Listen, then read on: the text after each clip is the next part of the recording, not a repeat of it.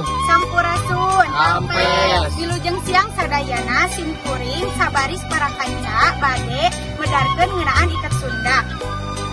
Pangkeun wastapun Destana Upal Pairud. Nepangkeun wastapun Nisa Septiani Ramadhani. Nepangkeun wastapun Andika Ramadana. Nepangkeun wastapun Sinta Amelia.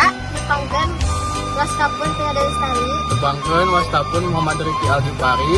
Wilujeng Laksami. Pedaran umum ngeunaan iket. Iket atawa totopong teh di Sunda mah nyaeta kabeungharan budaya tutup sirah pangbuhuna. Mun dijuju tina harti kecapna, iket asalna tina kecap saiket nu hartina sabeungkeuteun atawa sauyunan dina hiji pakumbuhan. Iket pilihan parengkos jengkol. Iket parengkos jengkol nyaeta salah sahiji gaya ngiket iket dina budaya Sunda anu wangunna siga beulah jengkol. Iket ieu ngalambangkeun kasaimbangan, kakukuhan jeung kerapihan dina kahirupan. Lipetanana anu pageuh jeung simetris. Ngandung harti yen kudu taliti, disiplin, sarta kuat dina nyekel prinsip. Kukituna, iket parekos jengkol lain ngan saukur, hiasan sirah, tapi oge simbol ajen budaya jeung piwuruh kahirupan urang Sunda. Lipetkeun kain ngabentuk diagonal nepi ka jadi segi tilu.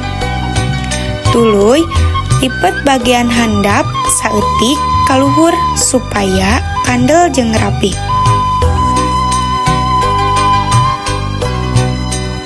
Pasangkeun dina taar ujung segi tilu ka payuneun mastaka. Tarik sisi kenca jeung katuhu tuluy disilangkeun atawa di tali ditupang. Rapihkeun bagian luhur jeung bentukeun ciri khas jengkol.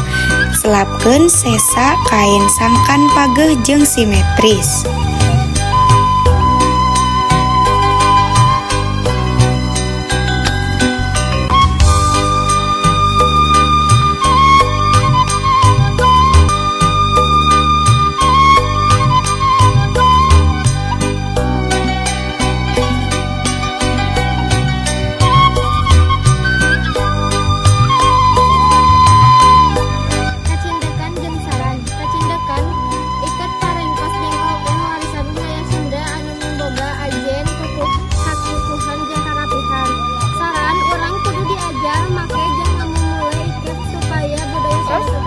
Atur nuhun kana kasempatanana sareng perhatosanana mugia ieu pedaran teh aya manfaatna.